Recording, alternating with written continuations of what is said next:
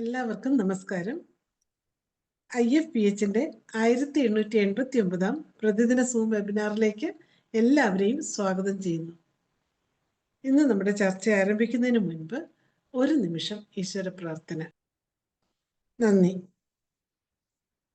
ഇന്ന് നമ്മോടൊപ്പം അതിഥിയായി എത്തിയിരിക്കുന്നത് doctor Shaji Varghese Kudiyal, vice president IFPH, developer of Dynamic Science, founder of Dynamic Scientific Approach DSA, New Holistic Cancer Prevention, Treatment and Rehabilitation Methodology, founder Universal Humanity Movement UHM.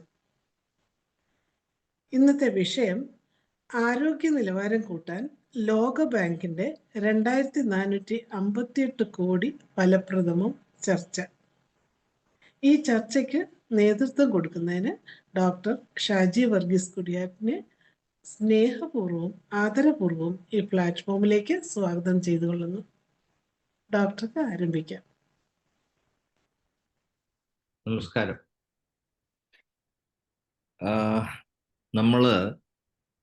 നമ്മുടെ കഴിഞ്ഞ കാലങ്ങളിൽ ശ്രദ്ധിക്കാതെ പോയ കുറേ കാര്യങ്ങളുണ്ട്.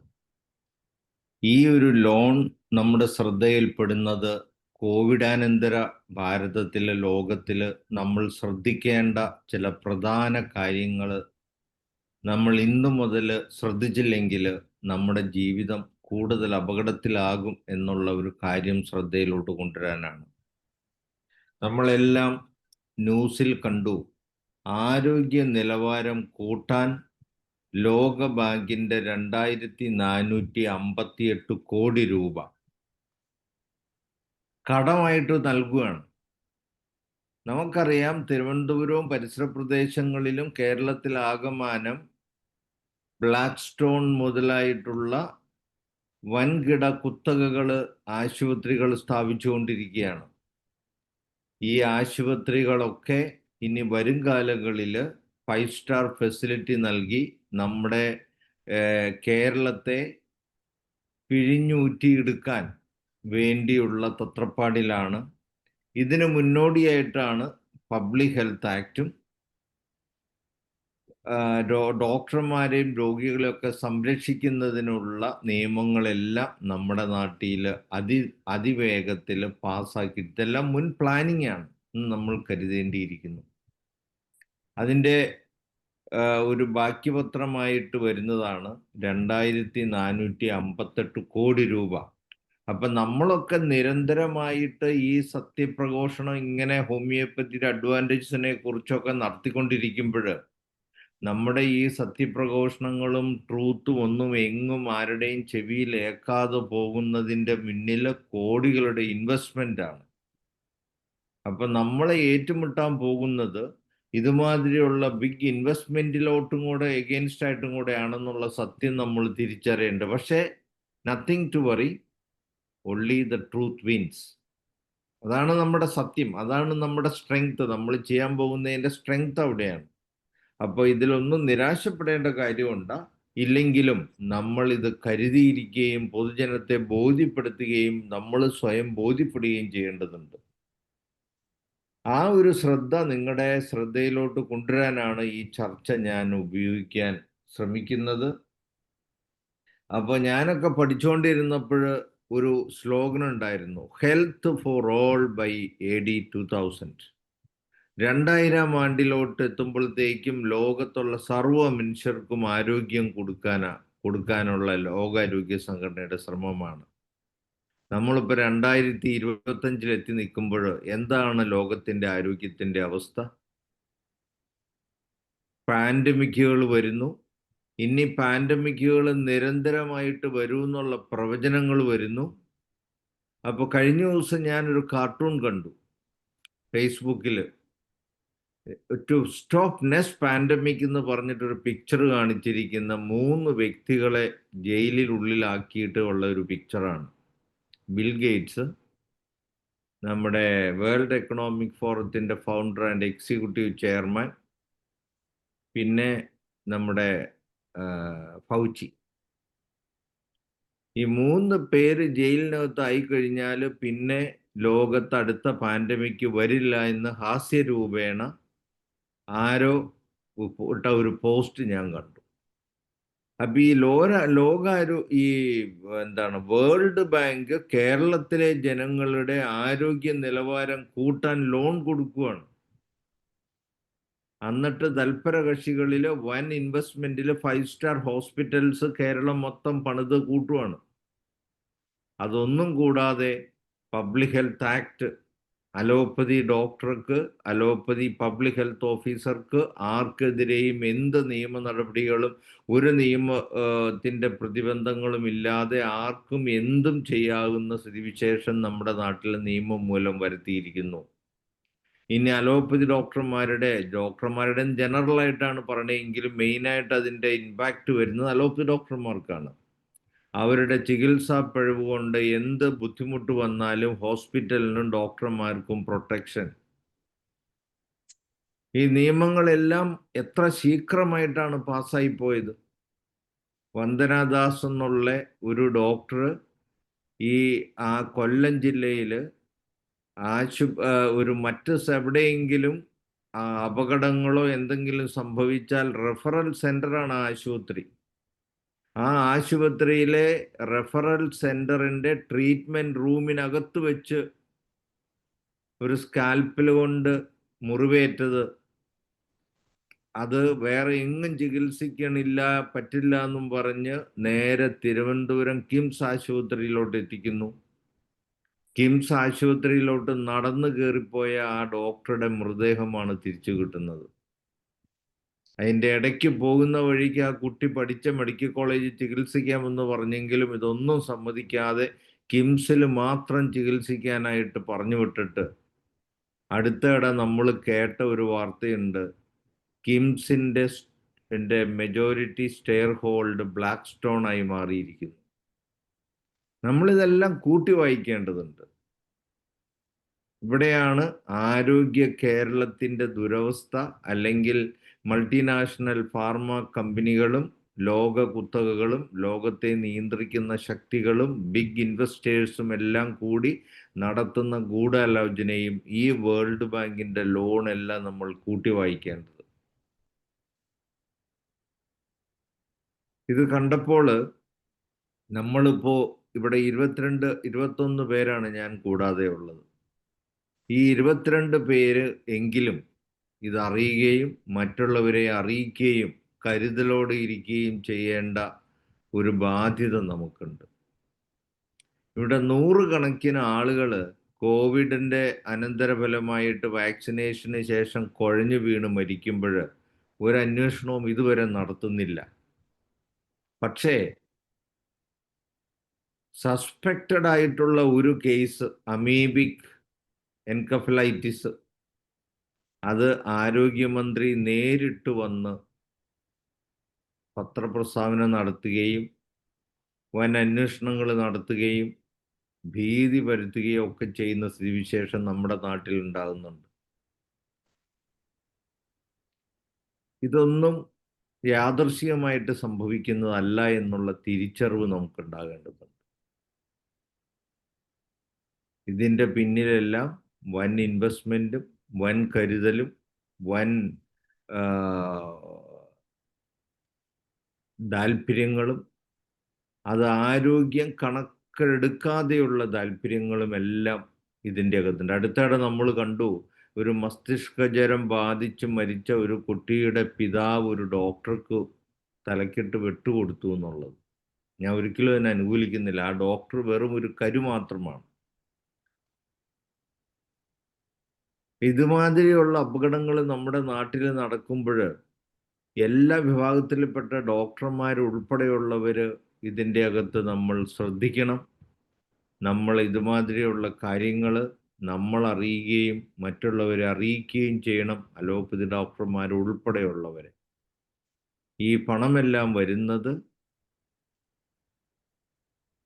മിസ്ഇൻഫർമേഷനും ഡിസ്ഇൻഫർമേഷനും മാനിപ്പുലേഷനും ബ്രെയിൻ വാഷിങ്ങിനും രോഗികളെ ചില താല്പര്യങ്ങൾക്കും ചില ഹോസ്പിറ്റൽസിനും ചില പ്രത്യേക ട്രീറ്റ്മെൻറ്റിനും എല്ലാം ഫണൽ ചെയ്യുന്നതിനാണ് 2458 കോടി രൂപയാണ്, ചില്ലറ കാശല്ല. അപ്പൊ ഇങ്ങനെ ഇൻവെസ്റ്റ്മെന്റ് വരുന്നത്, അത് രക്താതിമർദ്ദം, ക്യാൻസർ തുടങ്ങിയ എല്ലാ രോഗങ്ങൾക്കും അപ്ലൈ ചെയ്യാൻ പോവുകയാണ്. അപ്പോൾ ഭീതി കൂട്ടിയാൽ തന്നെ പ്രഷർ കൂടും. ക്യാൻസറിനെ ഭീതി വരുത്തിയാൽ തന്നെ ഓട്ടോസജഷനും കൊണ്ട് ക്യാൻസർ വരാനുള്ള പോസിബിലിറ്റി ഉണ്ട്. കോവിഡ് വാക്സിനും അതിന് നിമിത്തമാകുന്നു എന്ന് പറയുന്നു. അങ്ങനെ പല വിധത്തിലുള്ള രോഗങ്ങൾ വരുന്നതിന് ഉതകുന്ന ഒരു അന്തരീക്ഷം നമ്മുടെ കേരളത്തിൽ ഉണ്ടാക്കിയിട്ട് ഇത് വന്നു കഴിയുമ്പോൾ, ഇപ്പോൾ മറ്റ് രാജ്യങ്ങളിലൊക്കെയുള്ള ഒരു പ്രത്യേകതയുണ്ട്. ഇപ്പോൾ നമുക്ക് ഇപ്പോഴും ക്യാൻസർ രോഗികളൊക്കെ ചികിത്സിക്കാം. ക്യാൻസറിന് പ്രത്യേകം ചികിത്സയ്ക്കായിട്ട് നമ്മുടെ നാട്ടിലെ ഹോമിയോപ്പതി ഹോസ്പിറ്റൽ വരെ ഗവൺമെൻറ് പെർസ്പെക്റ്റീവിലുണ്ട്. നമുക്കറിയില്ല ഇനി ഇത് എങ്ങോട്ട് വരും എന്നുള്ളത്. ഓസ്ട്രേലിയ പോലെയുള്ള പല രാജ്യങ്ങളിലും ഹോമിയോപ്പതി ഡോക്ടേഴ്സിന് ക്യാൻസർ ചികിത്സയ്ക്ക് കൺസൾട്ടേഷൻ പോലും നടത്താൻ പറ്റാത്ത അവസ്ഥയിലാണ്. നിയമം മൂലം നിരോധിച്ചിരിക്കുകയാണ്. അപ്പോൾ നമ്മുടെ നാട്ടിൽ ഇപ്പോൾ ഈ പബ്ലിക് ഹെൽത്ത് ആക്ടിൻ്റെ ഇമ്പാക്റ്റ് ആയിട്ട് എന്തൊക്കെ വരും എന്നുള്ളത്, അതിൻ്റെ റൂൾസ് ആൻഡ് റെഗുലേഷൻസ് ഒക്കെ വന്നു കഴിയുമ്പോഴും മാത്രമേ നമുക്കറിയാൻ പറ്റുള്ളൂ. ഇതെല്ലാം വൻ ഗൂഢാലോചന ഇതിൻ്റെ പിന്നിലുണ്ട്.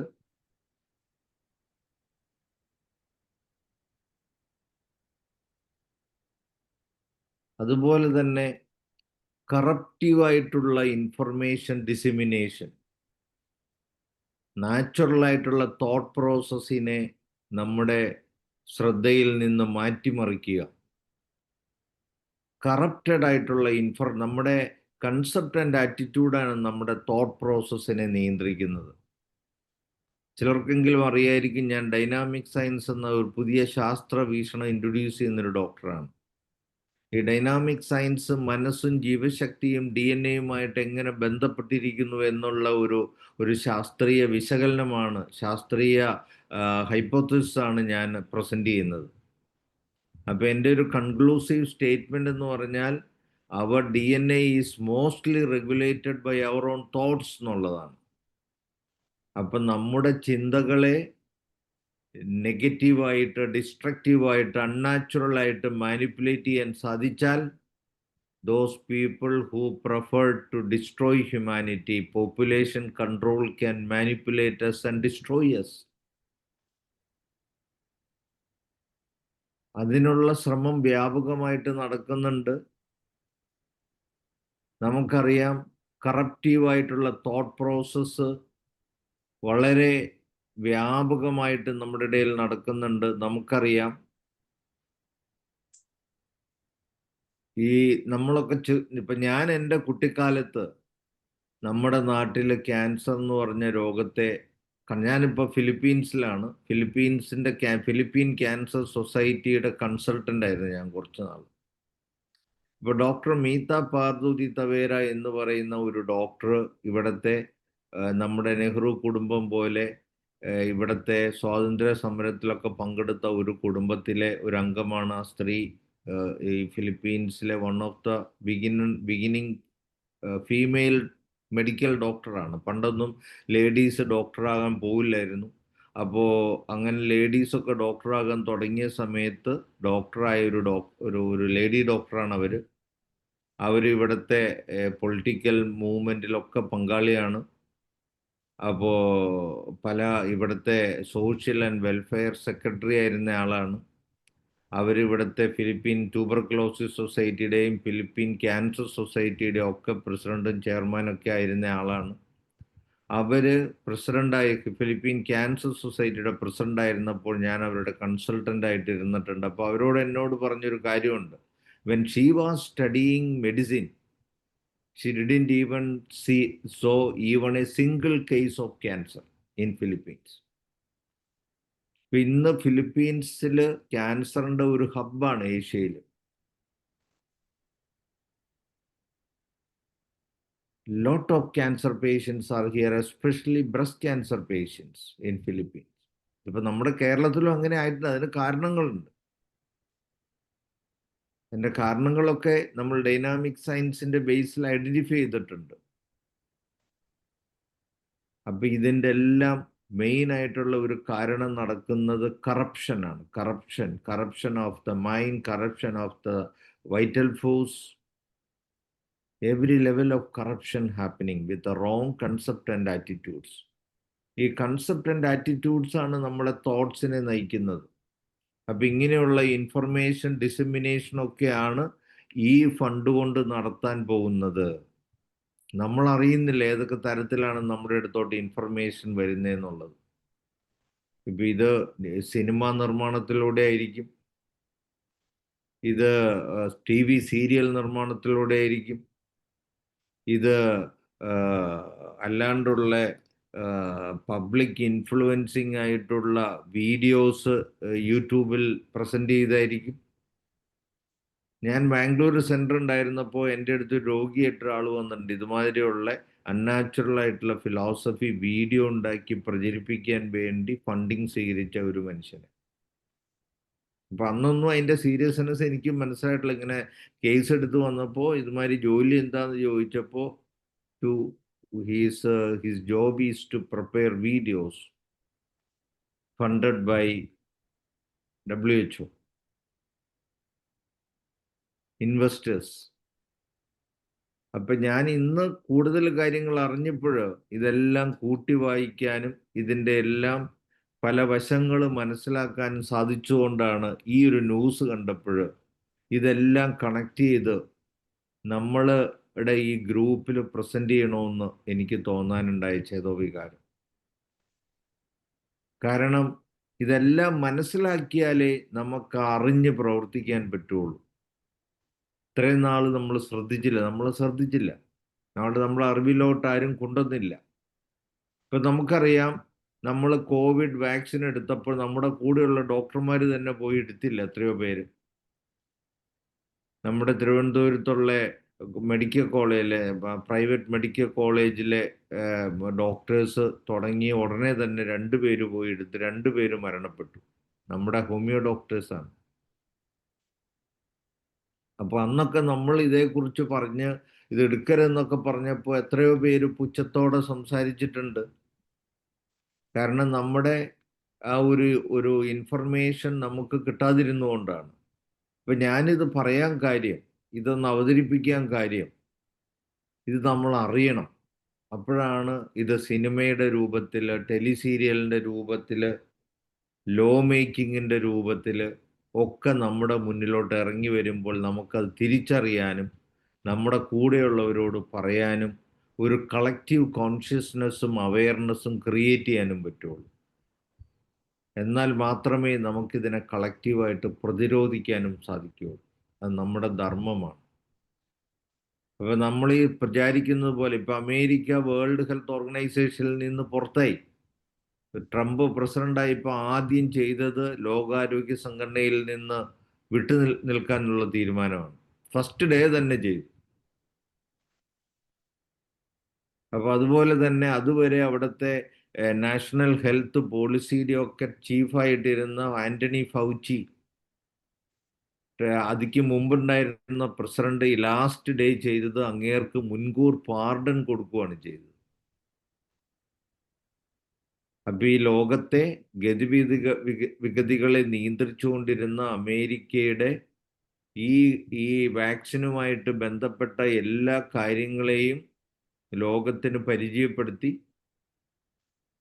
ലോകത്തിൻ്റെ മുന്നിൽ സർവ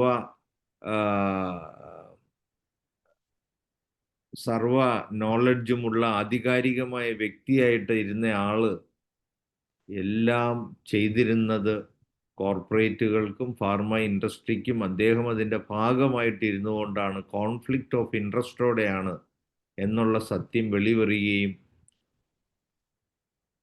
അപ്പോൾ അതിനെ പ്രതിരോധിക്കാനാണ് അതിനൊക്കെ സപ്പോർട്ട് ചെയ്തിരുന്ന അന്നത്തെ പ്രസിഡന്റ് ഉൾപ്പെടെയുള്ളവർ അദ്ദേഹത്തിന് പാർഡൻ കൊടുക്കുകയും ചെയ്തു.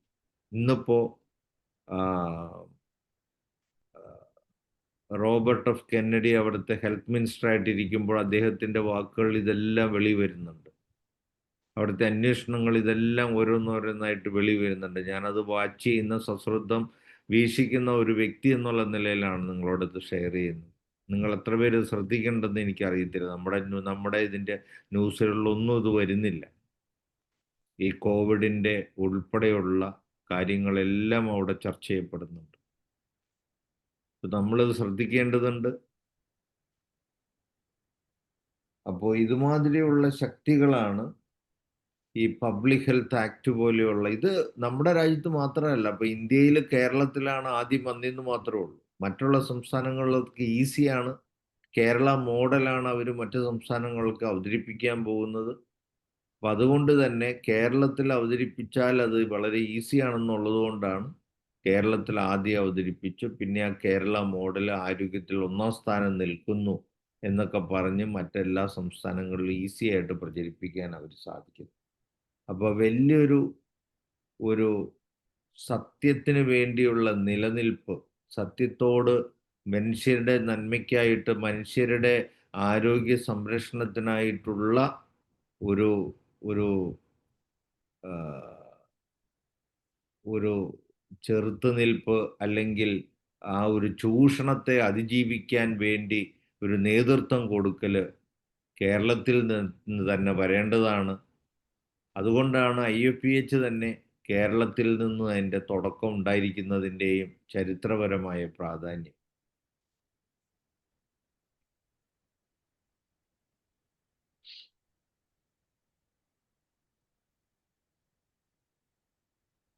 അപ്പം നമ്മൾ ഇന്ന് ജീവിക്കുന്ന കലിയുഗത്തിൽ നിന്നും സത്യയുഗത്തിലോട്ടുള്ള ഒരു പ്രയാണമാണ്. ആ പ്രയാണമാണ് ഇന്ന് ലോകത്ത്, ആ ട്രാൻസ്ഫർമേഷനാണ് ഇന്നത്തെ ലോകത്ത് സംഭവിച്ചിരിക്കൊണ്ടിരിക്കുന്നത്.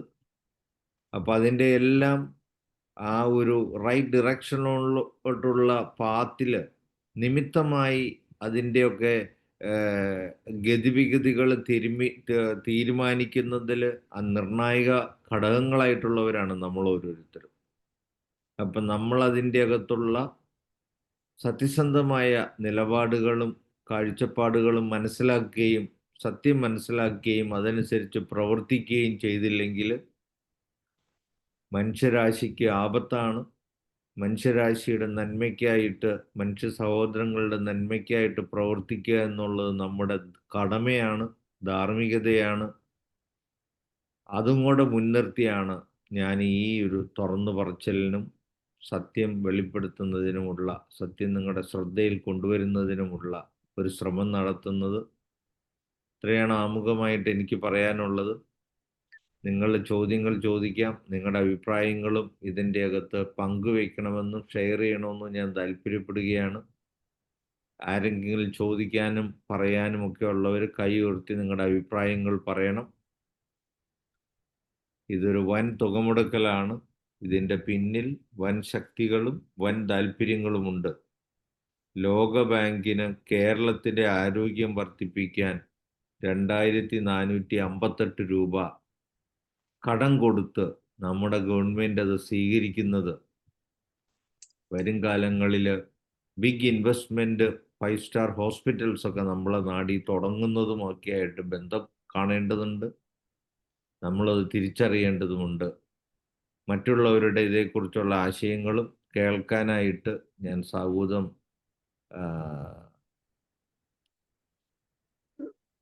പ്രത്യാശിക്കുന്നു. എല്ലാവരും അഭിപ്രായങ്ങൾ രേഖപ്പെടുത്തുക. ഷാജി കുടിയേറ്റ് ഡോക്ടർ പറഞ്ഞ ഈ വിഷയത്തിൽ ആർക്കെങ്കിലും എന്തെങ്കിലും അഭിപ്രായം പറയാനുണ്ടെങ്കിലോ ഈ വിഷയത്തിൽ എന്തെങ്കിലും സംശയം ഡോക്ടറോട് ചോദിക്കാനുണ്ടെങ്കിലോ ഹാൻഡ് റൈസ് ചെയ്യണം. നമ്മുടെ ഈ സമയം ഒട്ടും നഷ്ടപ്പെടുത്തരുത്. എത്രയും വേഗം ഹാൻഡ് റൈസ് ചെയ്ത് ഈ ചർച്ചയിൽ എല്ലാവരും പങ്കെടുക്കണമെന്ന് അപേക്ഷിക്കുകയാണ്. ശ്രീധരക്കുറുപ്പ് സാർ വന്നിട്ടുണ്ട്. കുറുപ്പ് സാറേ പറയൂ സാർ. എന്റെ ചോദ്യം, എനിക്കൊരു ചോദ്യമാണ്. ഇതിന് നമുക്ക് എന്ത് ചെയ്യാൻ പറ്റും? നമ്മളിങ്ങനെ ഇരുന്ന് ഇതുണ്ടെന്ന് നമുക്ക് മനസ്സിലായി. അത് ഇനി ഇപ്പൊ നമുക്ക് എന്ത് ചെയ്യാൻ പറ്റും എന്നുള്ളതാണ് എന്റെ ചോദ്യം. അപ്പൊ നമുക്കിതിൻ്റെ അകത്ത് ചെയ്യാൻ പറ്റുന്നത് അവയർനെസ് ആണ്. നമ്മൾ സ്വയം ബോധ്യപ്പെടുക എന്നുള്ളത് തന്നെ വലിയൊരു കാര്യമാണ്. നമ്മുടെ ബോധ്യപ്പെടലാണ് നമ്മുടെ തന്നെ പ്രതിരോധവും. ഇപ്പൊ കോവിഡ് വാക്സിൻ എടുത്തപ്പോൾ വളരെ മനുഷ്യന്റെ നന്മയ്ക്കാണെന്ന് പറഞ്ഞല്ലേ എല്ലാവരും പോയി എടുത്തത്. അത് നന്മയ്ക്കല്ല തിന്മയ്ക്കാണെന്നുള്ള ബോധ്യപ്പെടൽ നമുക്ക് ഉണ്ടായിരുന്നെങ്കിൽ നമ്മൾ എത്രയോ പേര് അന്ന് തന്നെ എടുക്കും. നമ്മുടെ ഹോമിയോ ഡോക്ടർമാർ തന്നെ പോയി എടുത്തില്ലേ? അവയർനെസ്സിന്റെ കുറവല്ലേ? അപ്പൊ ആ അവയർനെസ് നമ്മൾ ഉണ്ടാക്കിയെടുക്കുക എന്നുള്ളതാണ്. അപ്പൊ എന്തുകൊണ്ട് നമ്മുടെ ശാസ്ത്രത്തിനൊന്നും ജനമധ്യത്തിൽ പ്രചാരം കിട്ടുന്നില്ല? അതിനെയൊക്കെ കവച്ചു വെക്കുന്ന മറ്റു പല രീതിയിലുള്ള പ്രചരണങ്ങളും ഇതുമാതിരി വൻ ഇൻവെസ്റ്റ്മെന്റ് കൊണ്ട് നമ്മുടെ നാട്ടിൽ നടക്കുന്നുണ്ട്. അത് നമ്മുടെ ശ്രദ്ധയിൽപ്പെടുന്നില്ല. അപ്പൊ ഇവിടെയാണ് നമ്മൾ നിരാശരാകാതെ നമ്മുടെ ഭാഗത്തുള്ള സത്യം സ്വയം തിരിച്ചറിയുന്നതിനും ആ സത്യത്തിന് വേണ്ടി നിലകൊള്ളേണ്ടത് മനുഷ്യരാശിയുടെയും നമ്മുടെ എല്ലാം വരും തലമുറയ്ക്ക് ആവശ്യമാണെന്നുള്ള തിരിച്ചറിവിലോടും ഉറപ്പോടും കൂടി മുന്നോട്ട് പോകാനുള്ള പ്രേരക ശക്തി, ചാലക ശക്തിയായിട്ട് വർത്തിക്കേണ്ടത്.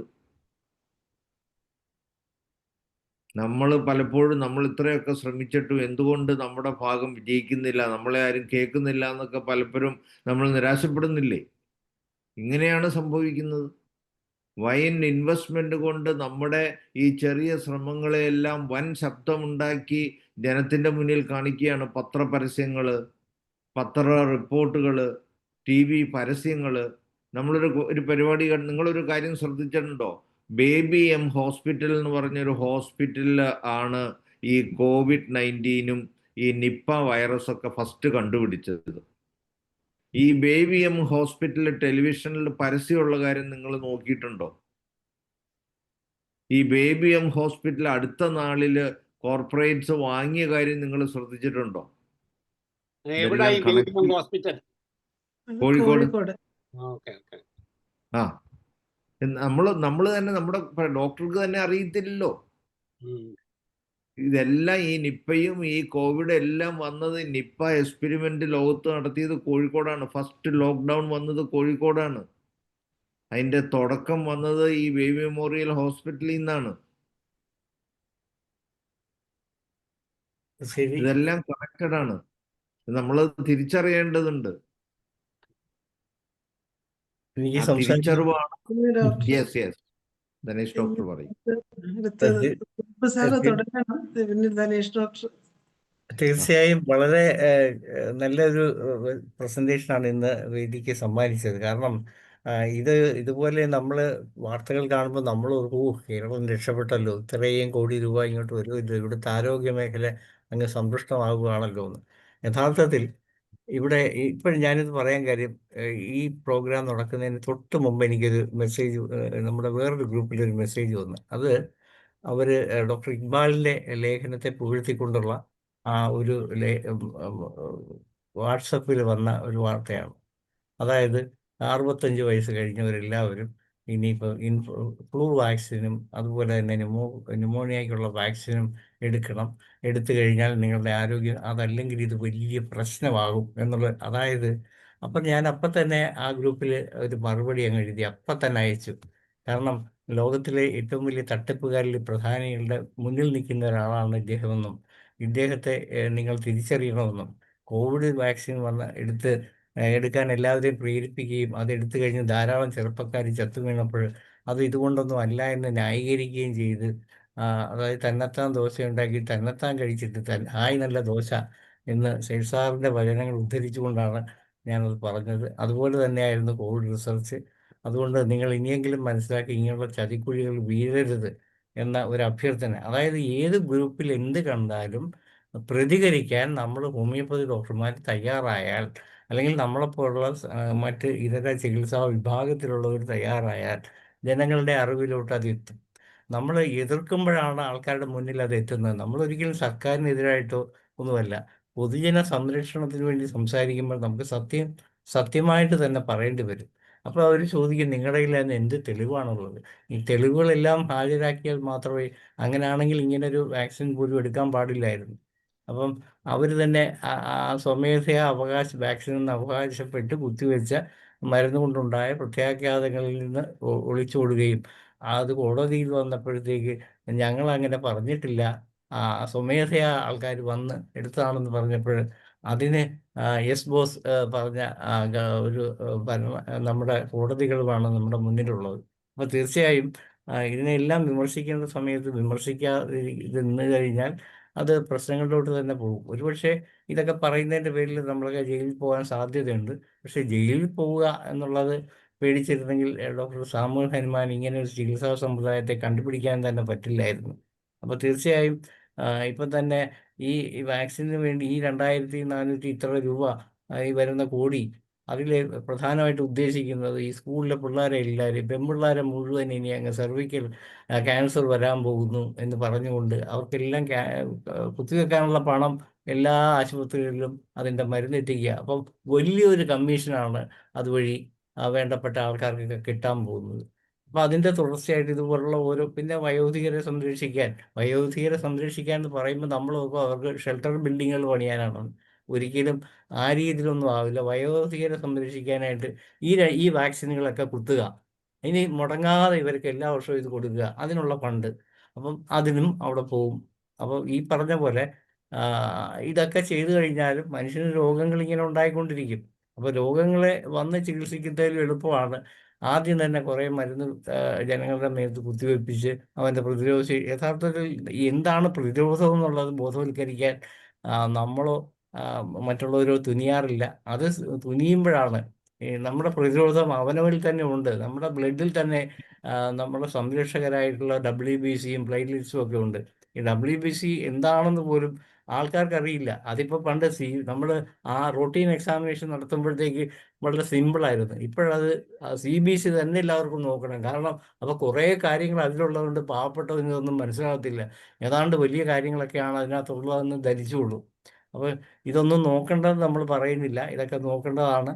പക്ഷേ ഈ നോക്കുന്ന സമയത്ത് ഈ WBC എന്ന് പറയുന്നതിൻ്റെ ഉദ്ദേശം പുറത്തുനിന്ന് ഒരു ആക്രമണം വന്നാൽ അവനെ തടയാനുള്ള പട്ടാളക്കാരെല്ലാം ഇവിടെ സജ്ജമാണ് നമ്മുടെ ശരീരത്തിൽ. അപ്പോൾ അവരെ ഉദ്ദീപിപ്പിക്കുന്നതിനുള്ള കാര്യങ്ങളാണ് നമ്മൾ ചെയ്യേണ്ടത്.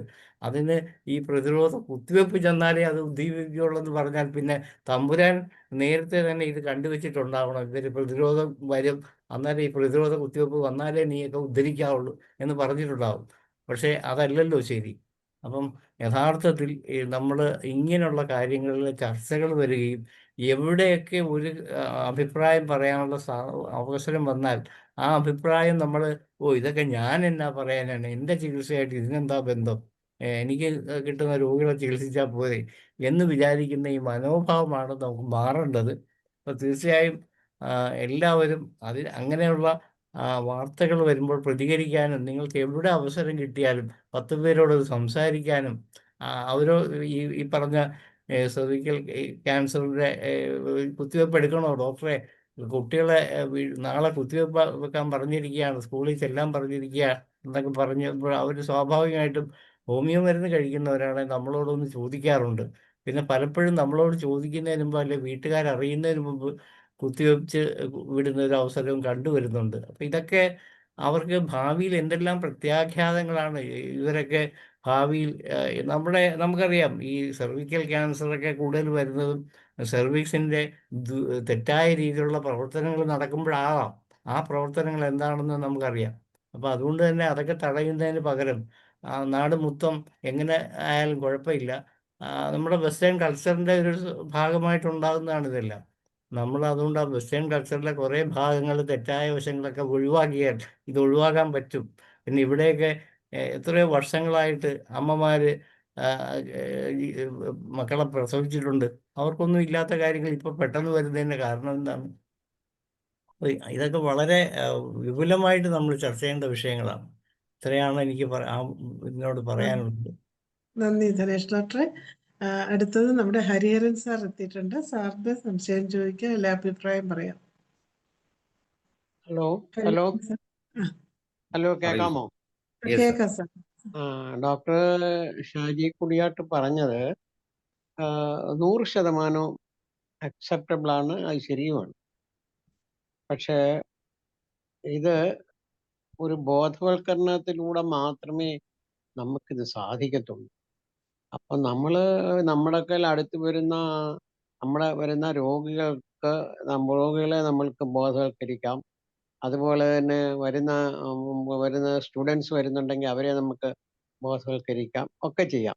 പക്ഷേ എൻ്റെ ഒരു കാഴ്ചപ്പാട് എന്താന്ന് വെച്ച് കഴിഞ്ഞാൽ, നമ്മുടെ കോളേജിലെ സ്റ്റുഡൻസ് ഉണ്ടല്ലോ, ഹോമിയോ കോളേജിൽ പഠിക്കുന്ന സ്റ്റുഡൻസ് പോലും ഒരു മറിച്ചൊരു ആറ്റിറ്റ്യൂഡിലാണ് അവിടുന്ന് വെളി വരുന്നത്.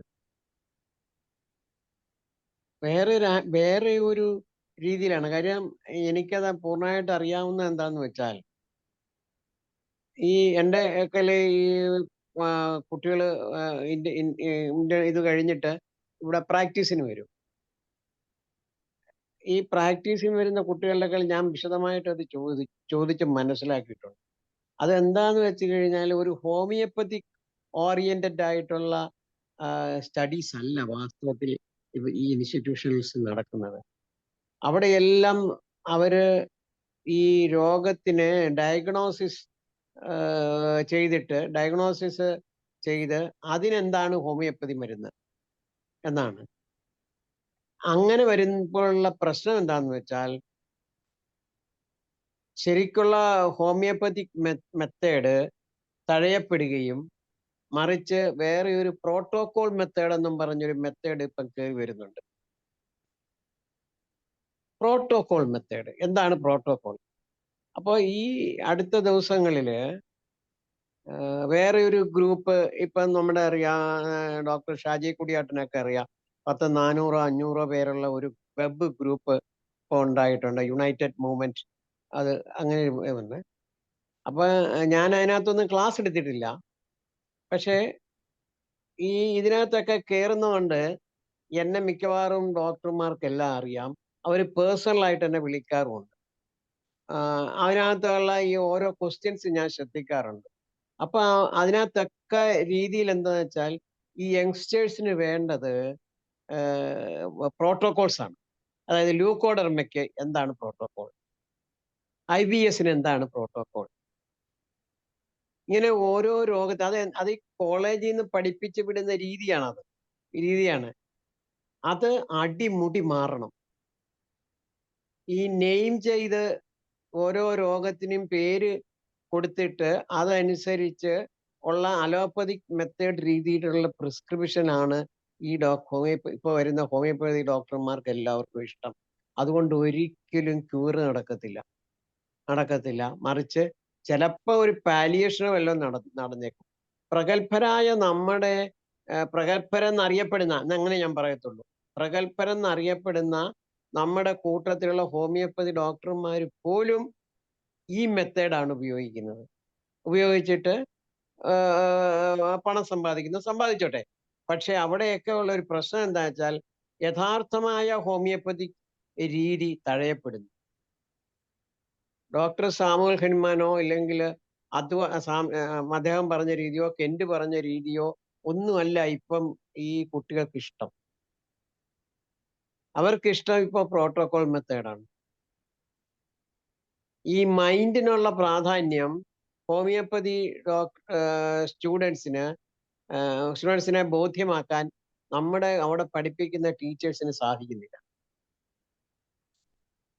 എവിടെ നിന്നാണ് ഇതിന്റെ രോഗം തുടങ്ങുന്നത്, അവിടെയാണ് ചികിത്സ വേണ്ടത് എന്ന് ബോധ്യപ്പെടുത്താൻ ഈ ഹോമിയോപ്പതി കോളേജിലെ ഡോക്ടർമാർക്ക് സാധിക്കുന്നില്ല.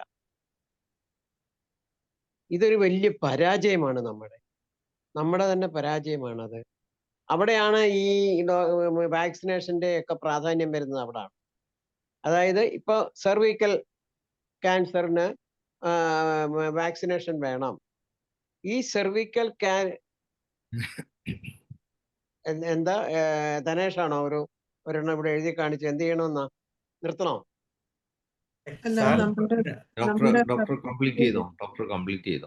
ആ വിഷയത്തിൽ സാറിപ്പോ പറയുന്ന വിഷയത്തിലോട്ട് സംസാരിക്കാനാ പറഞ്ഞോ സാറേ. സാർ അത് തന്നെ സംസാരിക്കുന്നു. ഞാൻ ഏത് വിഷയത്തിൽ ഞാൻ സംസാരിച്ചുകൊണ്ടിരുന്നത് നിർത്താന്നാണോ പറയുന്നത് അന്വേഷിച്ചു? അല്ലല്ല സാറ് ഞാൻ പറഞ്ഞു തീർക്കട്ടെ. അതുകൊണ്ട് ഇപ്പൊ സർവൈക്കൽ ക്യാൻസർ ആണെന്ന് പറയുമ്പോൾ പോലും ഈ സർവൈക്കൽ ക്യാൻസർ എന്ന് പറയുന്ന ആ രോഗത്തിനെ അല്ല ചികിത്സിക്കേണ്ടത്, മറിച്ച് അത് കാണിക്കുന്ന സിംറ്റം ഇൻഡിവിജ്വലി വേരിയിങ് ആണ്. ആ രീതിയിൽ വേണം ഹോമിയോപ്പതിക് മെത്തേഡ് കൊണ്ടുപോകാൻ. ഇത് കഴിഞ്ഞ ദിവസം ഡോക്ടർ ഷാജി കുടിയാട്ട് കഴിഞ്ഞ ദിവസത്തെ അഡ്വൈസറുടെ മീറ്റിങ്ങിൽ പറഞ്ഞതും ഞാൻ പലപ്പോഴും പല ക്ലാസ്സുകളിൽ പറഞ്ഞിട്ടുള്ളതുമായിട്ടുള്ള ഒരു കാര്യമുണ്ട്. അതെന്താന്ന് വെച്ച് കഴിഞ്ഞാൽ, നമ്മുടെ റിസർച്ച് മെത്തേഡ് പാടെ മാറണം. ആളെ മാറ്റണം. ഇപ്പൊ ഈ രീതിയിലുള്ള റിസർച്ച് മെത്തേഡില് ഹോമിയോപ്പതിക്ക് ഒരു ഗുണം ഉണ്ടാവില്ല. അതിന് പ്രത്യേക രീതിയിലുള്ള പ്രോട്ടോകോൾസും അതുപോലെ തന്നെ പ്രത്യേകമായിട്ടുള്ള ഒരു റിസർച്ച് വിങ്ങും ഉണ്ടാകേണ്ടിയിരിക്കുന്നു. അതിനൊക്കെ വേണ്ടിയിട്ട് നമ്മൾ വാദിക്കണം, നമ്മൾ അതിനു വേണ്ടി ശ്രമിക്കണം. ശ്രമിച്ച് ആ രീതിയിൽ ഉണ്ടാണ്. ഇപ്പം ഞാൻ ഇപ്പൊ ഡോക്ടർ കുറുപ്പുമായിട്ട് ഞാൻ പകല് സംസാരിച്ചപ്പം ഡോക്ടർ കുറുപ്പ് പറഞ്ഞു അത് അസാധ്യമാണ്, CCRHന്റെ അവർ സമ്മതിക്കില്ല, ICMR സമ്മതിക്കത്തില്ല ഒക്കെ എന്ന് പറഞ്ഞു. ഈ ICMR എന്ന് പറയുന്നതും നമ്മുടെ CCRH എന്ന് പറയുന്നതും എല്ലാം ഡോക്ടർ കുടിയാട്ട് പറഞ്ഞ കണക്ക് ഇത് വേൾഡ് ബാങ്കിന്റെ WHO ഫണ്ടഡ് ആയിട്ടുള്ള പിന്നെ റിസർച്ച് ഓർഗനൈസേഷൻസ് ആണ്. ഇവരൊന്നും നമുക്ക് ഹോമിയോപ്പതിക്ക് ഒരു ഗുണവും ചെയ്യാൻ പോകുന്നില്ല. മറിച്ച് നമുക്ക് തന്നെ സെപ്പറേറ്റ് ആയിട്ട് ഒരു റിസർച്ച് നമ്മുടെ CCRHന് ഉണ്ടാകേണ്ടിയിരിക്കുന്നു. ആ ICMRന്റെ പ്രോട്ടോകോൾ അനുസരിച്ച് നമുക്കിവിടെ ഹോമിയോപ്പതിയിൽ റിസർച്ച് നടക്കത്തില്ല. കാര്യം ഇത് തലകുത്തി നിൽക്കുവാണ്. അതായത് നമ്മുടെ കോൺസെപ്റ്റേ അല്ല ICMRന്റെ ഹോമിയോപ്പതിക് റിസർച്ച് കിടക്കുന്നത്, CCRHന്റെ ഹോമിയോപ്പതിക് റിസർച്ച് ഉള്ളത്. അതെല്ലാം മാറി മാറി വരേണ്ടിയിരിക്കുന്നു. ഇത് ഒരു വശം കൊണ്ട് മാത്രം നമുക്ക് കറക്റ്റ് ചെയ്യാൻ പറ്റത്തില്ല. ഈ വാക്സിനേഷൻ നമ്മൾ പറയുമ്പോൾ പോലും ഇതെല്ലാം ഇതിന്റെ ഒരു എന്താ ചങ്ങല പോലെ ഇങ്ങനെ നീണ്ടു കിടക്കുകയാണ്. ഞാൻ പറയാനാണെങ്കിൽ ഒത്തിരി പറയും. ഞാൻ നിർത്തുവാണ്. കൂടിയാട്ടന് സംസാരിക്കാം. ഡോക്ടർ കൂടിയാട്ടന് സംസാരിക്കാം. ശരിക്കും പറഞ്ഞാൽ ഈ ഒരു വാക്സിനേഷന്റെ കാര്യം ഇപ്പം കിംസ് ആശുപത്രിയിൽ ഒരിക്കലെങ്കിലും രജിസ്റ്റർ ചെയ്തിട്ടുള്ള ഒരു കുട്ടി ഉണ്ടെങ്കിൽ അവർക്ക് 10 വയസ്സ് കഴിഞ്ഞ് എല്ലാവർക്കും വീട്ടിലേക്ക് മെസ്സേജ് ഇട്ടു ഈ ഒരു വാക്സിനേഷൻ എടുക്കണമെന്ന്. 10 വയസ്സ് കഴിഞ്ഞിട്ടുള്ള പെൺകുട്ടികളുടെ വീടുകളിലേക്ക് മെസ്സേജ് ഇട്ടിട്ട് 3 പ്രാവശ്യമായിട്ട് ഫ്രീ ആയിട്ട് വാക്സിനേഷൻ കൊടുക്കുകയാണ്. അതെല്ലാവരും ഉപയോഗിക്കണമെന്ന് പറഞ്ഞു. പേരൻസ് എല്ലാവരും ഈ 3 വാക്സിനേഷനും എടുത്തു കഴിഞ്ഞിരിക്കുകയാണ് ഇപ്പോൾ. അതാണ് ഇപ്പോൾ ഇവിടുത്തെ ഒരു കാര്യം. അതായത് എൻ്റെ അടുത്ത് അങ്ങനെ 1-2 പേഷ്യൻസ് വന്നതുകൊണ്ട് ഞാൻ പറയുകയാണ്. ഷാജി ഡോക്ടർ മറുപടി പറയാം. അത് വലിയൊരു ഡേഞ്ചറാണ്. കാരണം ക്യാൻസർ എവിടെയെങ്കിലും വൈറസ് കൊണ്ടാണ് ഡെവലപ്പ് ചെയ്യണതെന്ന് എവിടെയെങ്കിലും പ്രൂവ് ചെയ്തിട്ടുള്ളതാണോ? ആകപ്പാടെ ഇതിൻ്റെ അകത്തുള്ള അതിലോട്ട് നയിച്ച റിസർച്ച് എൻ്റെ സ്റ്റഡി ഞാൻ കണ്ടതാണ്. അതായത് അമേരിക്കയിൽ സെർവിക്കൽ ക്യാൻസർ വന്ന സെക്സ് വർക്കേഴ്സിൽ ഹ്യൂമൻ പാപ്പിലോമ വൈറസിൻ്റെ പ്രസൻസ് കണ്ടു. സെക്സ് വർക്കേഴ്സിൽ മാത്രമേ കണ്ടുള്ളൂ. നമ്മുടെ നാട്ടിലെ സ്ത്രീകളൊക്കെ മജോറിറ്റിയും സെക്സ് വർക്കേഴ്സ് ആണോ? നമ്മുടെ നാട്ടിലെ കുട്ടികൾക്കെല്ലാം ഈ ഹ്യൂമൻ പാപ്പിലോമ വൈറസിന്റെ പ്രതിരോധം കൊടുക്കാനായിട്ട് അമേരിക്കയിൽ നടത്തിയ റിസർച്ചിൽ സെർവിക്കൽ ക്യാൻസർ വന്നവരിൽ സെക്സ് വർക്കേഴ്സ് ആയിട്ടുള്ളവരിൽ മാത്രം കണ്ട ഹ്യൂമൻ പാപ്പിലോ വൈറസിന്റെ പ്രസൻസ് കൊണ്ട് ലോകത്തുള്ള സർവ്വ മനുഷ്യരിലും പാപ്പിലോമ വൈറസാണ് സെർവിക്കൽ ക്യാൻസർ വരുത്തണേന്നും പറഞ്ഞ് വാക്സിൻ എടുപ്പിക്കാൻ. ഈ വൈറസിന് ഈ സെർവിക്കൽ ക്യാൻസറുമായിട്ട് യാതൊരു ബന്ധവുമില്ല. ഞാൻ അതിനെ എൻറ്റയർലി ഡിഫറെൻ്റ് ആയിട്ടാണ് കാണുന്നത്. ഞാൻ അതിനെ ഈ വുമൺ ഡെവലപ്മെൻറ്റിനൊക്കെ പറഞ്ഞ് ജെൻഡർ ഈക്വാലിറ്റി എന്നൊക്കെ പറഞ്ഞ് ഇന്ന് കൊണ്ടുവന്ന് പ്രചരണം നടക്കുന്ന അൺനാച്ചുറൽ ആയിട്ടുള്ള കൺസെപ്റ്റ് ആൻഡ് ആറ്റിറ്റ്യൂഡ് മനുഷ്യൻ്റെ മനസ്സിനെ കറപ്റ്റഡ് ആക്കുന്ന ആ ഒരു പ്രതിഭാസത്തിൻ്റെ ഔട്ട്കമായിട്ടാണ് ഞാൻ കാണുന്നത്. ഞാനത് എൻ്റെ ഒരു പ്രൊഫഷണൽ സീക്രട്ടായിട്ട് ഞാൻ വെച്ചിരിക്കുന്നതാണ്. എൻ്റെ ക്യാൻസർ ചികിത്സയിൽ ഞാൻ അപ്ലൈ ചെയ്യുന്നതാണ്. എങ്കിലും ഇപ്പം സാന്ദർഭികവശാൽ ഞാൻ പറയുകയാണത്. ബ്രസ്റ്റ്, യൂട്രസ് ആൻഡ് ഓവറീസ് എന്ന് പറഞ്ഞത് ഫീമെയിൽ സ്പെസിഫിക് ഓർഗൻസ് ആണ്. അത് ഹെൽത്തി ആയിട്ട് എക്സിസ്റ്റ് ചെയ്യണമെങ്കിൽ ഫെമിനിൻ എൻവിറോൺമെൻറ്റ് നിലനിൽക്കണം. ആ ഫെമിനിൻ എൻവിറോൺമെൻറ്റ് എന്ന് വെച്ചിട്ടുണ്ടെങ്കിൽ men and women are different. Men and women are different genetically, physically, physiologically, biologically and psychologically. ആ ഡിഫറൻസസ് മെയിൻറ്റെയിൻ ചെയ്യുകയും അറിയുകയും തിരിച്ചറിയുകയും അതിന് ആനുപാതികമായിട്ട് നമ്മുടെ ജീവിത സാഹചര്യങ്ങളെയും നമ്മുടെ കൺസെപ്റ്റ് ആൻഡ് ആറ്റിറ്റ്യൂഡിനെയൊക്കെ നിലനിർത്തിയാൽ മാത്രമേ നമുക്ക് ആ മെൻ ആൻഡ് വിമൻ എന്നുള്ള ആ ഡിഫറൻസിന് ആനുപാതികമായിട്ട് നമ്മുടെ ഫങ്ഷൻസ് ഫുൾഫിൽ ചെയ്യാനും അതിന് സഹായിക്കുന്ന ഓർഗൻസ് ആരോഗ്യപരമായിട്ട് നിലനിർത്താനും പറ്റുള്ളൂ. അപ്പൊ അതിൻ്റെ ആ അൺനാച്ചുറൽ കൺസെപ്റ്റ് ആൻഡ് ആറ്റിറ്റ്യൂഡ് എന്ന് പറയുന്ന വിഷം നമ്മുടെ ഉള്ളിലോട്ട് ഈ ജെൻഡർ ഈക്വാലിറ്റി തുടങ്ങിയ അൺനാച്ചുറൽ ആയിട്ടുള്ള അൺസയൻറ്റിഫിക് ആയിട്ടുള്ള ഫിലോസഫി ലോകത്ത് അംഗീകരിപ്പിച്ച് പ്രചരിപ്പിച്ച് എവിടെ നോക്കിയാലും അതിൻ്റെ ബേസിലല്ലേ വിദ്യാഭ്യാസം നടക്കുന്നത്, ജോബ് ഓപ്പർച്യൂണിറ്റി ഉള്ളത്, സർവ്വകാര്യവും നടക്കുന്ന ഇങ്ങനെയുള്ള കാര്യങ്ങളുടെ ബേസിലല്ലേ. ഇപ്പം ഞാനിത് പറഞ്ഞാൽ തന്നെ ഫെമിനിസ്റ്റ് ഓർഗനൈസേഷൻസ് നാളെ വേണമെങ്കിൽ പല പ്രശ്നങ്ങളും ഉണ്ടാക്കാം. പക്ഷെ സത്യം നമ്മൾ പറയാതിരുന്നാൽ ഉത്തരവാദിത്തപ്പെട്ടവർ, ആ തിരിച്ചറിവുള്ളവർ സമൂഹത്തെ ബോധ്യപ്പെടുത്തിയില്ലെങ്കിൽ ആര് ബോധ്യപ്പെടുത്തും? അത് ബോധ്യപ്പെട്ട ഒരു ഡോക്ടർ എന്നുള്ള നിലയിൽ, അതേക്കുറിച്ച് അറിവുള്ള ഒരു വ്യക്തി എന്നുള്ള നിലയിൽ എൻ്റെ മനുഷ്യ സഹോദരങ്ങളോട് പറയാനുള്ള ഉത്തരവാദിത്തം ഉള്ളതുകൊണ്ടാണ് ഞാനിത് പറയുന്നത്. അത് എൻ്റെ ഒരു അഭിപ്രായം പറഞ്ഞോട്ടെ. ഡോക്ടർ ജെൻഡർ ഈക്വാലിറ്റി പറയുമ്പോൾ ഈ ജെൻഡർ ഈക്വാലിറ്റി ആവശ്യം തന്നെയാണ്. പക്ഷേ അതിന് ചില മാനദണ്ഡങ്ങളുണ്ട്. അതായത് ഒരു പുരുഷന് ചെയ്യാവുന്ന കാര്യങ്ങൾ പുരുഷൻ ചെയ്യണം, ഒരു സ്ത്രീ ചെയ്യാവുന്ന കാര്യങ്ങൾ സ്ത്രീ ചെയ്യണം. അപ്പൊ അവിടെ ഈക്വാലിറ്റി വരുന്നുണ്ട് ഡോക്ടറെ. ആ ഈക്വാലിറ്റിയാണ് വേണ്ടത്. ആ ഈക്വാലിറ്റിയാണ് വേണ്ടത്. അതാണ് ഈക്വാലിറ്റി. ഈ പുരുഷൻ ചെയ്യുന്ന ജോലി സ്ത്രീ ചെയ്യുമ്പോഴല്ല ഈക്വാലിറ്റി വരുന്നത്. പക്ഷെ പുരുഷന് ചെയ്യാൻ പറ്റാത്തതും സ്ത്രീക്ക് ചെയ്യാവുന്നതുമായ കാര്യങ്ങളുണ്ട്. അവിടെയാണ് അതിന്റെ ഈക്വാലിറ്റി വരുന്നത്. ആ രീതി വേണം നമ്മളത് പ്രചാരണം ചെയ്യാൻ. പക്ഷെ ഇന്ന് നടക്കുന്നത് അതല്ല, തിരിച്ചാണ്. അതെ. അപ്പൊ അതുകൊണ്ട് എന്ത് പറ്റുന്നു ഡോക്ടർ? അതുകൊണ്ട് എന്ത് പറ്റുന്നു? മെന്റൽ സ്ട്രെയിൻ വരുന്നു. മെന്റൽ സ്ട്രെയിൻ വരുമ്പോൾ എന്ത് പറ്റും? അത് ഫിസിക്കൽ പ്ലെയിനിലേക്ക് വരും. എക്സാക്ട്ലി. ഈ ഫിസിക്കൽ പ്ലെയിനിൽ കാണുന്ന ഈ ചേഞ്ചസിനെയാണ് നമ്മൾ ക്യാൻസർ എന്നും അങ്ങനെ പല ഇതായിട്ടും വിളിക്കുന്നത്. ആ മെന്റലി ഡിറൈഞ്ച്ഡ് ആയിട്ടുള്ള, അല്ല, മെന്റലി സ്ട്രെയിൻഡ് ആയിട്ടുള്ള അത് ഫിസിക്കൽ ലെവലിലേക്ക് വരുമ്പോഴാണ് ഈ പറയുന്ന ചേഞ്ചസ് ഒക്കെ വരുന്നത്. അതിനെ ഓരോ പേരും, ഓരോ മനോഹരമായ പേര് കൊടുത്ത് നമ്മൾ അതിനെ വിളിക്കുക ചെയ്യുന്നത്. അതിനെ ഡൈവേർട്ട് ചെയ്യാണ് അവര്. ഉദാഹരണത്തിന് BCG വാക്സിനാണ് ഒരു കുട്ടിക്ക് ജനിച്ചാൽ ആദ്യം കൊടുക്കുന്നത്.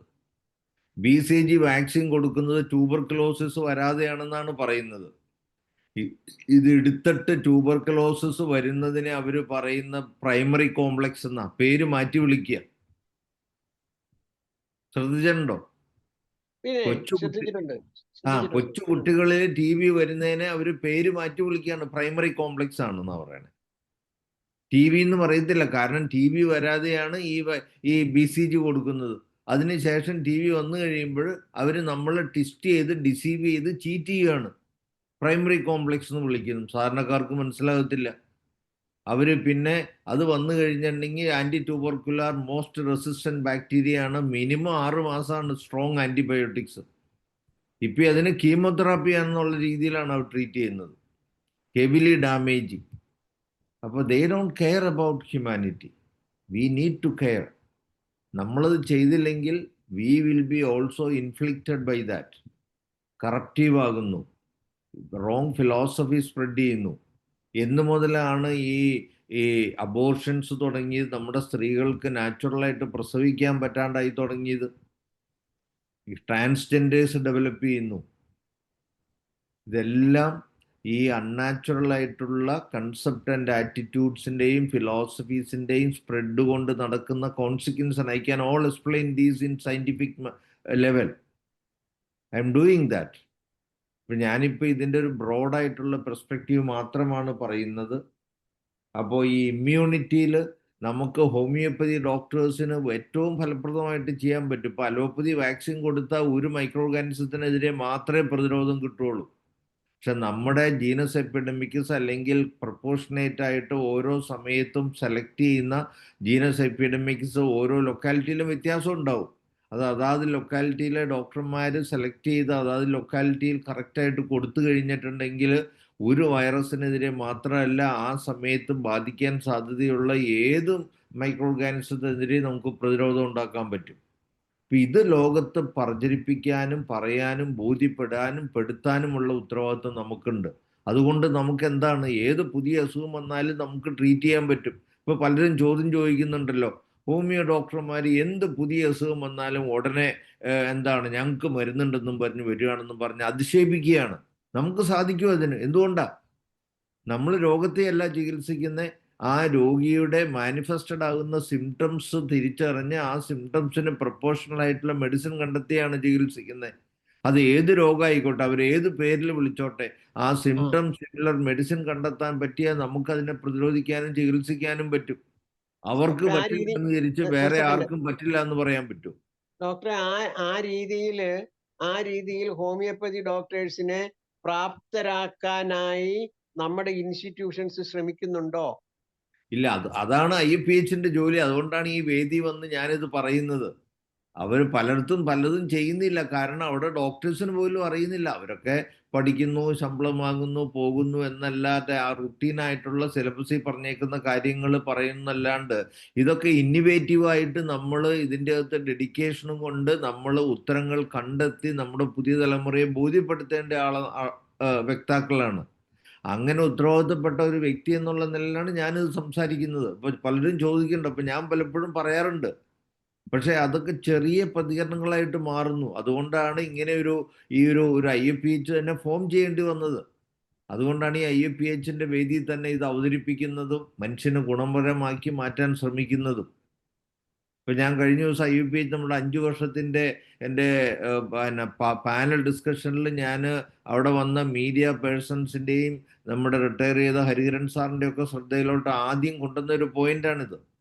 എന്തുകൊണ്ട് ഹോമിയോ ഡോക്ടർമാർ ഏത് പുതിയ രോഗം വന്നാലും ഞങ്ങൾക്ക് ചികിത്സിക്കാനും പ്രതിരോധിക്കാനും സാധിക്കുന്നു എന്ന് പറയുന്നു. അപ്പൊ ഞാൻ പറയാൻ പറ്റുന്നിടത്തെല്ലാം ഞാൻ പറയുന്നുണ്ട്. എൻ്റെ പുസ്തകം 2001 പബ്ലിഷ് ചെയ്തതാണ്. അതിൻ്റെ അകത്ത് ഞാൻ പ്രത്യേകം പറയുന്നുണ്ട്. അതിൻ്റെ title homoeopathic medicine and unavoidable medical revolution എന്നാണ്. നമ്മുടെ കേരളത്തിലുള്ള എല്ലാ ഹോമിയോ മെഡിക്കൽ കോളേജിലും ഓരോ കോപ്പി ഉണ്ടെന്നാണ് എൻ്റെ വിശ്വാസം. അതിൻ്റെ അകത്തൊരു ചാപ്റ്റർ തന്നെ ഞാൻ ഡെഡിക്കേറ്റ് ചെയ്തിട്ടുണ്ട്, why we should not suppress fever. അപ്പൊ ഇന്ന് ഈ ഇൻഫെക്ഷൻ ഡിസീസസ് വന്ന് മരണപ്പെടുന്ന ഒത്തിരി പേര് മരണം സംഭവിക്കുന്നത് ഈ ഫീവർ സപ്രസ് ചെയ്തതിന് ശേഷമാണ്. Fever is A protective mechanism. എവിടെയാ പ്രൊട്ടക്റ്റ് ചെയ്യുന്നത്? നമ്മുടെ ശരീരത്തിന്റെ ഇമ്മ്യൂണിറ്റി കുറഞ്ഞു കഴിയുമ്പോൾ അവിടെ മൈക്രോ ഓർഗാനിസംസ് മൾട്ടിപ്ലൈ ചെയ്ത് അത് ടോക്സിൻ റിലീസ് ചെയ്യുമ്പോൾ അതിൻ്റെ മൾട്ടിപ്ലിക്കേഷൻ തന്നെ ഒരു നെഗറ്റീവായിട്ടുള്ള ഒരു കെമിക്കൽ റിയാക്ഷൻ്റെ ഭാഗമായിട്ട് വരുമ്പോൾ അതിനെ പ്രതിരോധിക്കാൻ വേണ്ടി ശരീരം ഒരുക്കുന്ന പ്രതിരോധമാണ് പനി. കാരണം മനുഷ്യ ശരീരത്തിലെ എല്ലാ ബയോകെമിക്കൽ റിയാക്ഷൻസിനും ഒരു ഒപ്റ്റിമം ടെമ്പറേച്ചർ ഉണ്ട്. അതുകൊണ്ടാണ് നമ്മുടെ ബോഡി ആ ഒപ്റ്റിമം ടെമ്പറേച്ചർ മെയിൻറ്റെയിൻ ചെയ്യുന്നത്. അത് 37°C ആണ്. അപ്പോൾ അവിടെ ടോക്സിക് കെമിക്കൽ റിയാക്ഷൻസ് സ്റ്റാർട്ട് ചെയ്ത് കഴിയുമ്പോൾ അതിനെ പ്രതിരോധിക്കാൻ വേണ്ടി ശരീരം ഒരുക്കുന്ന പ്രതിരോധമാണ് പനി. ആ പനിയെ നമ്മൾ പാരസെറ്റമോൾ കൊടുത്ത് സപ്രസ് ചെയ്ത് കഴിയുമ്പോൾ ഈ ടോക്സിൻസ് ഡീടോക്സിഫൈ ചെയ്യപ്പെടുന്നില്ല. അതിന് പ്രൊഡ്യൂസ് ചെയ്യുന്ന മൈക്രോ ഓർഗാനിസംസ് നശിപ്പിക്കപ്പെടുന്നില്ല. നമ്മൾ തലച്ചോറിൻ്റെ ഹൈപ്പോതലാമസിൻ്റെ ഈ ടോക്സിസിറ്റി ഡിറ്റക്ട് ചെയ്ത് അതിന് പ്രതിരോധമായിട്ട് പ്രവർത്തിക്കുന്ന ടെമ്പറേച്ചർ റെഗുലേഷൻ സെന്ററിൻ്റെ പനി വരുത്താനുള്ള പ്രതിഭാസത്തെ മന്ദീഭവിപ്പിച്ച് പനി കുറയ്ക്കുന്നു. അപ്പോൾ എന്തു ചെയ്യും? ഈ മൈക്രോ ഓർഗാനിസംസ് വെളിവിട്ട ടോക്സിന് നമ്മുടെ ബോഡിയിൽ ആക്ട് ചെയ്യാൻ നമ്മൾ തന്നെ അവസരം ഒരുക്കി കൊടുക്കുക. അത് ചിക്കൻ ഗുനിയ വൈറസിന്റെ ജോയിൻസിലാണ്. റൊമാറ്റിക് ഹാർട്ട് ഫീവറിന്റെ ആ ടോക്സിൻ ആക്ട് ചെയ്യുന്ന ഹാർട്ടിന്റെ വാൽവ്സിലാണ്. ഇപ്പൊ COVID-19 അത് ലങ്സിലായിരുന്നു. അത് ഓരോ വൈറസിന്റെയും പ്രത്യേകതകൾക്ക് അനുസരിച്ച് ഇപ്പോൾ ഡെങ്കി ഹെമറേജിക് വൈറസിൽ പ്ലേറ്റ്ലെറ്റ്സിലാണ്. അപ്പോൾ ഓരോ വൈറസിന്റെയും ആ ടോക്സിക് സ്പെസിഫിക് ആയിട്ടുള്ള ഏരിയാസിൽ അത് ആക്ട് ചെയ്ത് ആ ഇമ്പാക്റ്റ് വരുത്തി നമ്മളെ കൊല്ലുവാണ്. എന്നിട്ടും പനി വന്നാൽ ആദ്യം പാരസെറ്റമോൾ തന്നെ കൊടുക്കും, അതും വൈറൽ ഡിസീസിന്. അപ്പോൾ അവിടെയൊക്കെയാണ് നമ്മുടെ ഹോളിസ്റ്റിക് ട്രീറ്റ്മെന്റിന്റെ ഏറ്റവും വലിയ പ്രാധാന്യം. ഞാൻ ഫിലിപ്പീൻസിലെ ഏറ്റവും കോൺട്രവേഴ്സി ആകുന്നത് ഇവിടെ ഡെങ്കി ഹെമറേജിക് ഫീവർ ട്രീറ്റ് ചെയ്ത് എൻ്റെ അടുത്ത് വരുന്ന എല്ലാ രോഗികളെയും എനിക്ക് ചികിത്സിച്ച് ഭേദമാക്കാൻ പറ്റിയതുകൊണ്ട് അതെനിക്ക് സാധ്യമായത് ഞാൻ ഫീവർ സപ്രസ് ചെയ്യാതെ ഒരിക്കലും സമ്മതിക്കാതിരുന്നുകൊണ്ടാണ്. അപ്പം നമ്മൾ റീസണബിളായിട്ട് നമ്മൾ പഠിച്ചതിൻ്റെ ഒരറ്റം കൂടി എക്സ്പാൻഡ് ചെയ്ത് അതിൻ്റെ ട്രൂത്ത് അന്വേഷിച്ച് കണ്ടെത്തി റീസണബിളായിട്ട് ചിന്തിക്കാനും ലോജിക്കലായിട്ട് നമ്മുടെ കോമൺ സെൻസ് ഉപയോഗിച്ച് റാഷണലായിട്ട് നമ്മൾ പഠിച്ച കാര്യം അപ്ലൈ ചെയ്യാനും ശ്രമിക്കണം. അപ്പോൾ നമുക്ക് ഫലം കിട്ടും. അപ്പോൾ അത് ഇന്ന് നടക്കുന്നില്ല. കാരണം മരുന്ന് കച്ചവടക്കാർ ഇതിനെല്ലാം സപ്രസ് ചെയ്ത് അവരുടെ മരുന്ന് കച്ചവടം മാത്രമേ അവർ ലാക്കാക്കുന്നുള്ളൂ. അപ്പോൾ എനിക്കിത് ഞാൻ ഇങ്ങനെ ചെയ്തു കഴിഞ്ഞ് രോഗികൾക്ക് ഗുണം കിട്ടിക്കഴിഞ്ഞപ്പോൾ ഇവിടെ എനിക്ക് പ്രശ്നമുണ്ടായി. പിന്നെ ദൈവം അനുഗ്രഹിച്ച് അതിനെ അതിജീവിക്കാൻ സാധിച്ചു. പക്ഷെ നമ്മളത് ശ്രദ്ധയിൽ കൊണ്ടുവരണം. അപ്പോൾ ആ ശ്രദ്ധയിൽപ്പെട്ടുകൊണ്ടാണ് എൻ്റെ പുസ്തകത്തിൽ ഒരു ചാപ്റ്ററായിട്ട് എനിക്ക് എഴുതാനത് സാധിച്ചത്. അപ്പം ഇതുമാതിരി ഒത്തിരി കാര്യങ്ങളുണ്ട്, സെർവിക്കൽ ക്യാൻസർ വരുന്നത് ഉൾപ്പെടെയുള്ള കാര്യങ്ങൾ. ഇതെല്ലാം നമ്മൾ ഘട്ടം ഘട്ടമായിട്ട് അറിയേണ്ടതുണ്ട്. ഇത് അറിയാനും അറിയിക്കാനും നമുക്കെല്ലാം ബാധ്യതയുണ്ട്. അപ്പം നമ്മൾ മെഡിസിൻ അപ്ലൈ ചെയ്യുക എന്നുള്ളത് മാത്രമല്ല, നമ്മൾ എന്തുകൊണ്ട് ചെയ്യണം, എങ്ങനെ ചെയ്യണം എന്നുള്ള തിരിച്ചറിവും കൂടെ നമ്മൾ കോമൺ സെൻസ് ഉപയോഗിച്ച് തിരിച്ചറിഞ്ഞ് ചികിത്സിക്കുമ്പോഴാണ് നമ്മുടെ തിരിച്ചറിവും നമ്മുടെ ചികിത്സയും പൂർണ്ണമാകുന്നത്. അപ്പോൾ ഒരു ചികിത്സാശാസ്ത്രം ഒരു മനുഷ്യായുസ് കൊണ്ട് ഡെവലപ്പ് ചെയ്യാൻ പറ്റുന്നതല്ല. Hahnemann developed and brought to us a big new natural law, and that is universally acceptable and applicable and already proven for time immemorial. അതിനെ ഇനി എക്സ്പാൻഡ് ചെയ്ത് അതിനെ ഏറ്റവും ഒരു ആവറേജ് ഇൻ്റലക്ച്വൽ ആയിട്ടുള്ള ഒരു ഹ്യൂമൻ ബീയിങ്ങിന് ഏറ്റവും ഫലപ്രദമായിട്ട് ഏറ്റവും അപ്ലൈ ചെയ്യാൻ പറ്റുന്ന എല്ലാ പ്രാക്ടിക്കൽ പല മെത്തഡോളജി ഉണ്ട് അതിന്. സിംഗിൾ മെഡിസിൻ ആകാം, അതിൻ്റെ എന്താണ് പത്തോളജിക്കൽ ഏരിയ അനുസരിച്ചുള്ള അപ്ലിക്കേഷൻ ആക്കാം. അത് ഓരോരുത്തരുടെ ഫിലോസഫിക്കൽ അപ്ലിക്കേഷനാണ്. Homeopathy is not only patient specific, it is also doctor specific എന്ന് ഞാൻ വളരെ സ്പെസിഫിക് ആയിട്ട് പറയും. And that is the truth. അപ്പോൾ അത് തിരിച്ചറിയാനും ഇപ്പം നമ്മളിപ്പോൾ ഒരു രോഗിനെ 10 ഹോമിയോ ഡോക്ടർമാരുടെ അടുത്ത് കൊണ്ടുചെന്ന് ചിലപ്പോൾ 10 മരുന്ന് പ്രിസ്ക്രൈബ് ചെയ്യാൻ 10ഉം ശരിയാകാനും സാധ്യതയുണ്ട്. കാരണം നമ്മളൊരു രോഗിയെ ചികിത്സിക്കുന്നത് മരുന്നുകൊണ്ട് മാത്രമല്ല. The trust of the patient in A doctor, the spiritual purity of the doctor that resonate to the purity of the soul of the vital force of the patient. For chronic diseases പലപ്പോഴും വരുന്നത് മനസ്സിൽ നിന്നാണ്. അപ്പോൾ wrong concept and attitude ഉണ്ടെങ്കിൽ അതിനെ correct ചെയ്ത് അതിനെ naturalise ചെയ്യാനുള്ള ഡോക്ടറുടെ എഫിക്കസി അവിടെ ഇമ്പോർട്ടൻ്റ് ആണ്. അത് ഓരോ ഡോക്ടർക്കും ആ ഫിലോസഫിക്കൽ പെർസ്പെക്റ്റീവ് ഡിഫറൻ്റ് ആയിരിക്കും. ഇതിൻ്റെ ടോട്ടാലിറ്റി, ഇതിൻ്റെ ഇതിൻ്റെ എല്ലാം കൂടെ ഒരു ടോട്ടാലിറ്റിയാണ് ഒരു ക്യൂറിലോട്ട് നയിക്കുന്നത്. അപ്പം മെഡിസിൻ സെലക്ഷനും അതിൻ്റെ ഓരോ ഡോക്ടറും സെലക്ട് ചെയ്യുമ്പോഴും ഇതിൻ്റെ ടോട്ടാലിറ്റിയുടെ ഭാഗമായിട്ട് വരുമ്പോൾ അതിൻ്റെ വ്യത്യസ്തതകൾ അവിടെ വരാം. അപ്പോൾ എല്ലാവരും ശരിയാകാനും സാധ്യതകൾ അവിടെ ഉണ്ട്. അപ്പോൾ ഈ കാര്യങ്ങളൊക്കെ നമ്മൾ ഈ ഹോളിസ്റ്റിക് പെർസ്പെക്റ്റീവിൽ ട്രീറ്റ് ചെയ്യുമ്പോൾ നമ്മൾ ലീനിയർ സയൻസ് അല്ല, നോൺ ലീനിയർ സയൻസ് ആണ് അപ്ലൈ ചെയ്യുന്നത്. ഈ ലീനിയർ സയൻസും നോൺ ലീനിയർ സയൻസും തമ്മിലുള്ള സമയമായി തോന്നുന്നു. ഒറ്റ മിനിറ്റ് ഞാൻ പറഞ്ഞു തീർക്കാം. ലീനിയർ സയൻസ് എന്ന് വെച്ചാൽ 1 + 1 = 2. 10 മെഷീൻ ഉണ്ടാക്കിയാൽ 10 മെഷീൻ ഒരേപോലെ വർക്ക് ചെയ്യും. നോൺ ലീനിയർ സയൻസ് എന്ന് വെച്ചിട്ടുണ്ടെങ്കിൽ 1 + 1 can be 10, 50 or 10,000 on the positive side, or -5, -10 or -25,000 on the negative side. അപ്പോൾ നമ്മൾ 2 മനുഷ്യർ ചേർന്ന് ഒരു പ്രവൃത്തിയിലോട്ട് പോകുമ്പോൾ നമ്മൾ പരസ്പരം സഹകരിച്ച് നല്ല രീതിയിൽ പ്രവർത്തിച്ച് നമുക്ക് വിജയം ഏത് ലെവലിൽ വേണമെങ്കിലും എത്താം. നമ്മൾ രണ്ടും അങ്ങോട്ടും ഇങ്ങോട്ടും കലഹിച്ച് ചെയ്യുകയാണെങ്കിൽ ഒന്നും എത്തുകയില്ല. 10 മനുഷ്യരെടുത്താൽ 10 തരത്തിലുള്ളതായിരിക്കും, ഒരു സിമിലാരിറ്റി ഉണ്ടാകത്തില്ല. ഇവിടെയാണ് നോൺ ലീനിയർ സയൻസ്. അപ്പോൾ ഇന്ന് അലോപ്പതി സിസ്റ്റം 10 പനിക്കും ഒറ്റ മരുന്ന് കൊടുത്ത് ചികിത്സിക്കുന്ന ലീനിയർ സയൻസ് വെച്ചാണ്. അത് നമുക്ക് മനുഷ്യന് ചേർന്നതല്ല. നമ്മളെ മനസ്സിലാക്കേണ്ടതും ചികിത്സിക്കേണ്ടതും നോൺ ലീനിയർ പെർസ്പെക്റ്റീവിലാണ്. അതുകൊണ്ടാണ് അലോപ്പതി അപ്ലൈ ചെയ്യുന്ന റിസർച്ച് മെത്തഡോളജി മനുഷ്യ ശരീരത്തെ ജീവനുള്ള അവസ്ഥയും പഠിക്കാൻ ശരിയല്ലെന്നും ഹോമിയോപ്പതി പോലെയുള്ള ഹോളിസ്റ്റിക് സയൻസിന് നോൺ ലീനിയർ സയൻസ് ബേസ് ചെയ്തുള്ള റിസർച്ച് മെത്തഡോളജി ഡെവലപ്പ് ചെയ്യുന്നതിനും ചെയ്യണമെന്ന് വാദിക്കുന്നതും അതിന് ഇന്ത്യ ലീഡർഷിപ്പ് എടുക്കണമെന്ന് പറഞ്ഞ് ഇന്ത്യ ഗവൺമെൻറ്റിന് ഞാനൊരു ഡൊസിയർ അതേക്കുറിച്ച് സമർപ്പിച്ചതും അത് അലമാരയെ പൂട്ടി വെച്ചിരിക്കുന്നത്. അപ്പം ഇതൊക്കെ വരും കാലങ്ങളിൽ ഡിസ്കസ് ചെയ്യേണ്ടതാണ്. ഇതെല്ലാം നിങ്ങളുടെ അറിവിലോട്ട് സമർപ്പിച്ചുകൊണ്ട് ഇന്നത്തെ ഈ ചർച്ച ഇവിടെ അവസാനിപ്പിക്കുന്നു. നമുക്ക് വീണ്ടും കാണാം. നന്ദി ഷാജിക്കുട്ടിയ ഡോക്ടറെ. ഈ എല്ലാ അസുഖങ്ങൾക്കും പ്രതിരോധമുണ്ടെങ്കിലും നമ്മളെ ഇപ്പോൾ പഴയ കാലത്തെ പോലെ നമ്മളെ ഇതിലേക്ക് ക്ഷണിക്കുന്നില്ല എന്നൊരു ദയനീയമായ കാര്യമുണ്ട്. അതിന് IFPH ആയിട്ട് വളരെയധികം ഒന്ന് പ്രയത്നിക്കേണ്ട ആവശ്യകത പ്രത്യേകിച്ച് ഒന്ന് ഓർപ്പിക്കുകയാണ്. ഇത് സാറിന് ഷാജിക്കുട്ടിയ നന്ദി പറയുന്നതിനായിട്ട് ശ്രീധരക്കുറുപ്പ് സാറിനെ ക്ഷണിക്കുകയാണ്.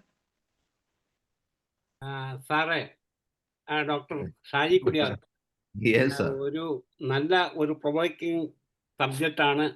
അതായത് എല്ലാവരും അറിഞ്ഞിരിക്കേണ്ടതാണ്. വളരെയധികം നന്നായി അതിൻ്റെ അകത്ത് പങ്കെടുത്ത എല്ലാവർക്കും, പ്രത്യേകിച്ച് ഡോക്ടർ ഷാജി കുടിയാത്തിനും ബാക്കിയുള്ളവർക്കെല്ലാം, ഈ പങ്കെടുത്ത ഡോക്ടർ ഹരിഹരൻ, ഡോക്ടർ നനീഷ്, പിന്നെ വേറെ ആരെയും പങ്കെടുത്തോന്ന് എനിക്കറിയത്തില്ല, ഡോക്ടർ മോഡറേറ്റ് ചെയ്ത ഡോക്ടർ മറിയാമ്മ ജോൺ, എല്ലാവർക്കും ഈ IFPHൻ്റെ പേരിൽ നന്ദി രേഖപ്പെടുത്തുന്നു.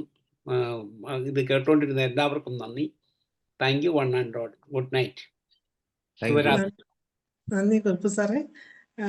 എന്തായാലും ഇന്നത്തെ ഈ ആരോഗ്യ നിലവാരം കൂട്ടാൻ ലോക ബാങ്കിന്റെ 2458 കോടി ഫലപ്രദമോ എന്ന ചർച്ചയാണ് ഇവിടെ തുടങ്ങി വെച്ചത്. ഇനിയും ഇതിന്റെ ബാക്കി ഭാഗങ്ങൾ ചർച്ച ചെയ്യേണ്ടതായിട്ടുണ്ട്. ഇനി അടുത്തൊരു ഭാഗമായിട്ട് ഇങ്ങനെ ഒരു ചർച്ച വെക്കണമെന്ന് ഡോക്ടറോട് ഒരിക്കൽ കൂടി അഭ്യർത്ഥിക്കുന്നു. എല്ലാവർക്കും ഇന്ന് ഒരിക്കൽ കൂടി നന്ദി അറിയിക്കുകയാണ്. ഇന്നത്തെ ഈ 1889 പ്രതിദിന സൂം വെബിനാർ ഭംഗിയായി ഇവിടെ അവസാനിക്കുകയാണ്. ഇതിൻ്റെ വീഡിയോ എല്ലാവരും അവരുടേതായിട്ടുള്ള ഗ്രൂപ്പുകളിൽ അയച്ച് ഇത് എല്ലാവരുടെയും ശ്രദ്ധയിൽപ്പെടുത്തണമെന്ന് ഒരിക്കൽ കൂടി അപേക്ഷിക്കുകയും കൂടി ചെയ്യുന്നു. ഇന്നത്തെ പരിപാടി ഇവിടെ അവസാനിപ്പിക്കുന്നു. എല്ലാവർക്കും ശുഭരാത്രി. നമസ്കാരം.